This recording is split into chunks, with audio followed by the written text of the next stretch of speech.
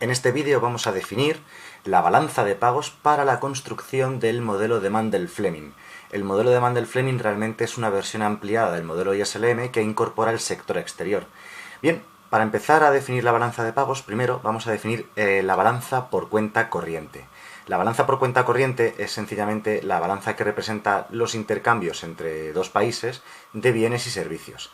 Lo vamos a definir como el saldo exterior neto, ¿vale?, o lo que es lo mismo, exportaciones, que simbolizamos con la letra X, menos importaciones. Y esta es la balanza por cuenta corriente, ¿de acuerdo? Como digo, la balanza por cuenta corriente es la balanza de compras de bienes y servicios, ¿de acuerdo? Entre dos países, intercambios, exportaciones e importaciones. Luego vamos a definir las exportaciones de capital y las importaciones de capital. Esta de aquí se llama balanza de capital o balanza financiera.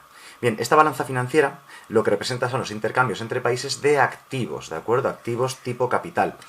¿Qué se puede entender entonces por exportaciones de capital? Pues por ejemplo, exportaciones de capital ocurren cuando un país vende a otro activos que se encuentran en ese país.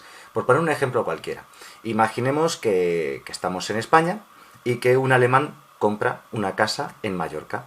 Bien, pues eso se llama exportaciones de capital. Aunque la casa no se mueva de Mallorca, digamos que el alemán ha comprado un activo que ahora le pertenece, se lo hemos exportado aunque el activo no se mueva del sitio.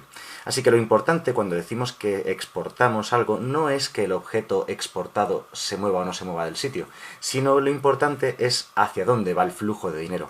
Pues bien, cuando exportamos capital, es decir, cuando exportamos un activo, por ejemplo, cuando vendemos una casa en Mallorca a un alemán, entra dinero en España, ¿de acuerdo? Así que ese es el ejemplo de exportaciones de capital, ¿de acuerdo? Así que, como digo, lo importante no es que el objeto o el activo se mueva del país hacia otro sitio, sino que entre el dinero. Por ejemplo, antes hemos hablado de las exportaciones de bienes y servicios. Se considera exportación de bienes cuando alguien extranjero viene a un país y compra cosas, digamos, desde un punto de vista turístico. Seguimos con el ejemplo del alemán. Si viene un alemán a Madrid, a la Plaza Mayor de Madrid, y se come allí una paella, aunque la paella no ha salido de España, se consideran exportaciones de bienes y servicios, ¿de acuerdo? Porque lo importante no es que la paella en sí haya ido a Alemania o no haya ido, eso no es lo importante es que ha entrado dinero de Alemania a España para comprar ese bien, ¿no? En este caso, esa paella en la Plaza Mayor, por ejemplo, ¿no? Lo mismo pasa con las importaciones y las importaciones de capital. ¿Qué se consideran importaciones de capital? Pues justo lo contrario. Por poner un ejemplo cualquiera, ya que estamos con ejemplos, diríamos, se consideran importaciones de capital, por ejemplo, cuando el Banco Santander, que es una empresa española, compra un banco de Brasil, por ejemplo, compra activos en Brasil, o en Inglaterra, o en Perú, o en Bolivia, en donde sea, ¿de acuerdo? Porque, aunque los activos, ese banco, esa empresa, esos activos que compra el Banco Santander en esos países no se mueven de ese país, el dinero sale de España hacia esos países. Así que eso son importaciones de capital. Cuando un agente español compra activos en el extranjero, se consideran importaciones de capital. No es importante que el activo se mueva o no se mueva del sitio, de hecho no se va a mover. Lo importante es que el dinero sale. Cuando tú haces importaciones de capital o de bienes, lo mismo, el dinero sale, esa es la clave. Pues bien, el saldo de la balanza de pagos siempre es cero, ¿de acuerdo? ¿Por qué? Porque estos dos activos, o sea, mejor dicho, perdón, estos dos paréntesis son siempre iguales, pero de signo contrario, ¿de acuerdo?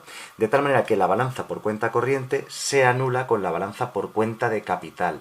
Eso para, como digo, para la construcción del modelo de Mandel-Fleming, se dice suponiendo que las variaciones de reservas internacionales de divisas sean cero. Porque para ser exactos, esta fórmula habría que sumar la variación de reservas internacionales de divisas, es decir, la cantidad de monedas internacionales que entran o salen de dicho país. Bien, la cuestión es la siguiente.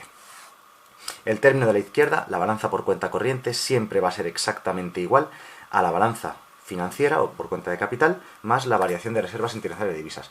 Y la suma de estos términos es la balanza de pagos. Como se anulan entre sí, la balanza de pagos siempre es cero. Normalmente, para el modelo de Mandel-Fleming consideraremos que las reservas internacionales de divisas no cambian, así que esto es igual a esto, pero de signo contrario. O sea, si esto vale 20, esto vale menos 20, ¿de acuerdo? Esto de aquí vale 20 también, quiero decir. Se anulan. Así que esta es más o menos el funcionamiento de la balanza de pagos para la construcción del modelo de Mandel-Fleming.